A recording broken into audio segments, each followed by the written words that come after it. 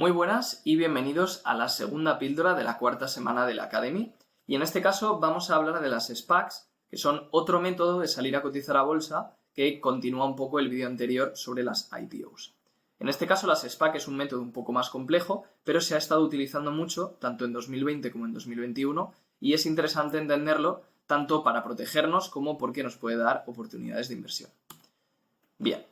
El índice de esta píldora va a ser, en primer lugar, hacer una introducción a las SPAC, ver qué son, en segundo lugar, ver un poco más a fondo cuáles son sus características y, en tercer lugar, cómo podríamos invertir en ellas y si merece o no la pena, por supuesto. Bueno, en primer lugar, aquí podemos ver las gráficas de lo que ha sido la expansión de las SPACs en el último año. Fijaos cómo el volumen de dinero que ha entrado es prácticamente superior solo en los primeros meses de 2021 al volumen que había entrado en todos los años anteriores y casi podemos ver aquí a la izquierda en toda la década anterior. Entonces, ¿a qué se debe esto y este gran volumen que han tenido? Pues bien, en parte yo pienso que se debe a que las SPAC, como ahora veremos, tienen un proceso mucho más rápido que las IPOs y como permiten a las empresas salir más rápido a bolsa, han podido aprovechar y han querido el auge de la inversión en general y de los mercados en 2020-2021 y muchas empresas han intentado utilizar este método. Ahora veremos también cómo tienen menos requisitos y demás y esto ha hecho que empresas que son menos rentables o que son prácticamente startups salgan a bolsa con mucha facilidad, como es el caso de esta empresa de aquí debajo, que es simplemente pues, una empresa de tractores autónomos que, fijaos que en el propio título de la noticia ya pone que es una startup. Entonces, bueno, también podemos ver cómo el volumen de financiación de las IPOs destinado a las SPAC ha llegado a ser casi del 50% en el 2020. Bien, dicho esto, vamos a ver cómo se realiza una SPAC, en qué consiste y cuál es su proceso. En primer lugar, hay que entender que SPAC significa Special Purpose Acquisition Company. Esto significa que son empresas constituidas solamente para ayudar a otra a salir a bolsa. Y esto es lo que se conoce, como veis aquí en el segundo paso, como Blank Check Company. Entonces, el primer paso de una SPAC es formar un equipo de sponsors que puede ser bien desde inversores conocidos hasta incluso celebrities, como ha ocurrido en este último año. Y, en este caso hemos puesto el ejemplo de Lucid Motors, que es una empresa fabricante de automóviles, igual que Rivian en el vídeo anterior, que ha salido a bolsa hace poco mediante una SPAC. Entonces, estos dos señores son en este caso el CEO y el CFO de Churchill Capital, que es una empresa destinada a crear estas Blank Check Companies para hacer SPACs. En este caso, esta era su cuarta sociedad y era Churchill Capital 4. Entonces, una vez crean esta sociedad, la sacarían a bolsa mediante una IPO y ese sería el momento en el que ellos recaudan el capital que posteriormente va a ir a la empresa que realmente va a salir a bolsa. El tercer paso sería buscar una empresa que vaya a salir a cotizar. Lo habitual es que cada equipo de las SPACs se centre en un sector en concreto que entiende. Pero después veremos también cómo esto se ha llegado a pervertir un poco y ha habido un poco de todo este último año. Entonces, en este caso sería Lucid Motors. Y fijaos también cómo el 29 de julio de 2020 fue cuando salió a cotizar esta empresa y el 22 de febrero de 2021 fue cuando se anunció la operación.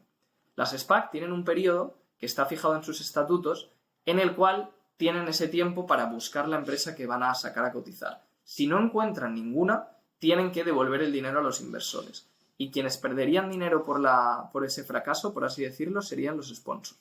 Con lo cual los sponsors están muy incentivados a encontrar una empresa que pueda salir a bolsa.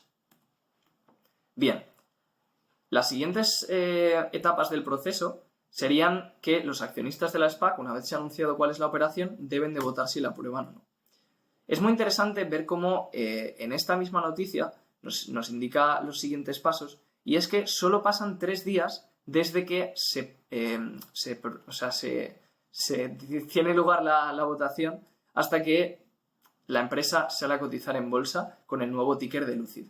Esto es bastante llamativo comparándolo con el caso de las IPOs, que podían llegar a tardar 9, 12 o incluso más de un año.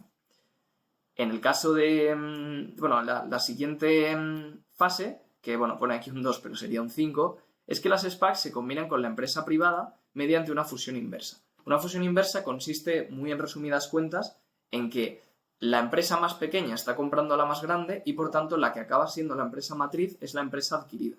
En este caso es así y por eso la empresa adquirida, que es la que va a salir a bolsa, sería la que adquiere, por así decirlo, las acciones de la otra y por tanto estas acciones cambian de nombre y pasan de tener el nombre de la SPAC a tener el nombre de la nueva empresa adquirida, la cual ya cotizaría en bolsa y recibiría la financiación de la anterior. Bien, esto ha sido un poco lo básico de las SPACs, pero luego en la práctica hay una serie de detalles que son interesantes si queremos invertir en ellas.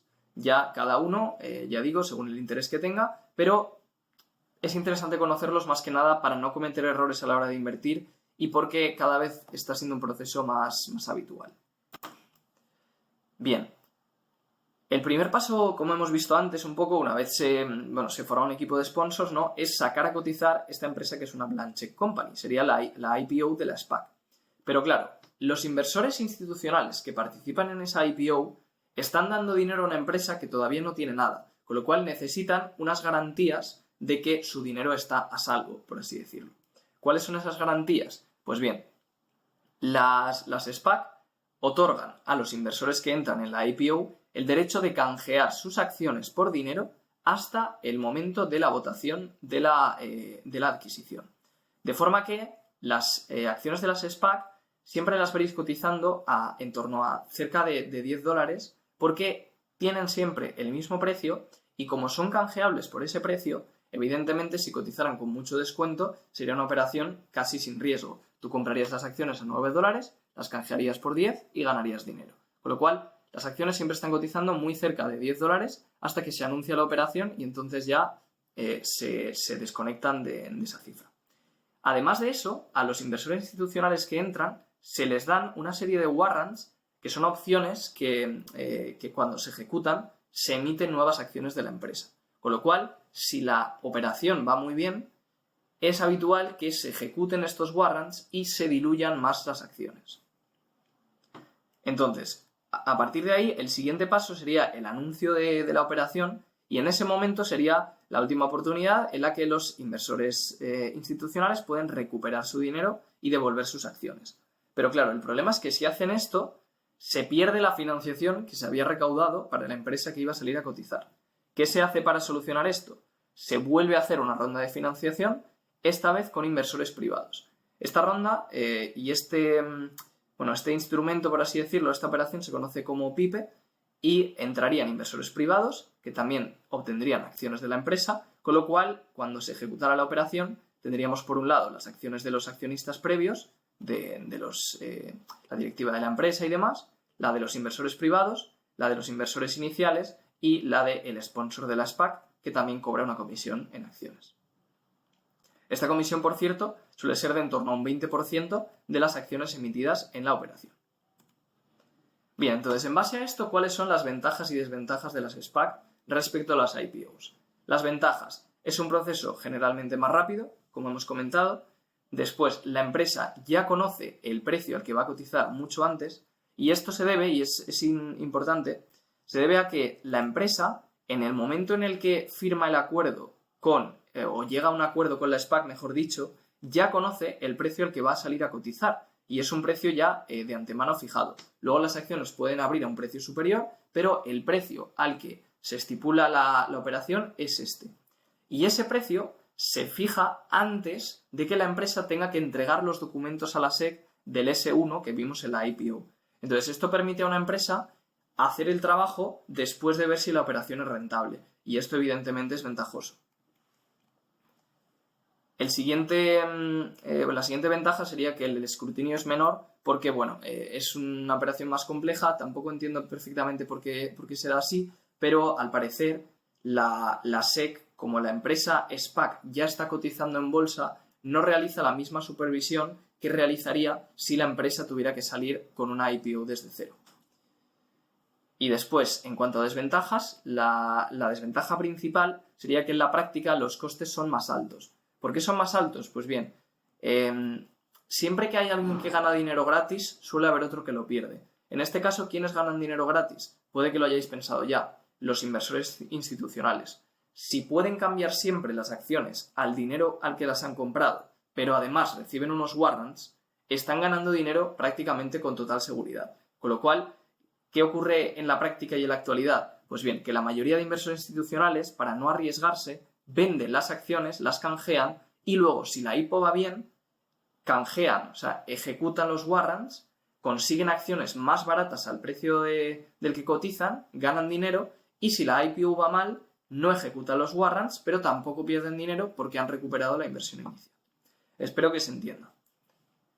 Entonces, en esta estadística podemos ver fácilmente cómo la mediana del porcentaje de canje de las acciones es del 73%, con lo cual es casi como si la IPO de la SPAC no sirviera para nada, porque todos los inversores institucionales recuperan su dinero y se le da mucha más importancia a la inversión privada posterior. Con lo cual, al final, es un proceso que acaba acumulando muchos costes que en la práctica crean una gran dilución para la empresa que sale a bolsa finalmente y no tantos beneficios, además de los que hemos comentado aquí a la izquierda. Entonces, otro coste importante que tienen es la cantidad de incentivos que recibe el sponsor. Además de ciertos pagos y demás, hay muchas compensaciones que luego en un enlace vais a poder consultar más si quisierais, pero vaya, esta estadística nos muestra que los sponsors, después de toda la operación, se suelen acabar quedando con un 11,7% de las acciones totales de la empresa. Esto es mucho. Hay fundadores incluso de las empresas que tienen menos que esta cantidad. Entonces, para que veáis la cantidad de acciones con las que se acaba quedando el sponsor. Y bueno, aquí se ve cómo, pues eso, dentro de 2019-2020, entre las empresas estudiadas, el retorno medio del inversor que canjeó sus acciones fue del 11,6%, prácticamente, como decíamos, por una inversión libre de riesgo. Bien, aquí tenéis el estudio. Entonces, bueno, para invertir en SPACs, como hemos comentado antes, tenemos por un lado la primera etapa, en la que estarían las acciones cotizando a $10, en cuyo momento deberíamos investigar a la directiva que lleva esa empresa, esa Blanchett Company.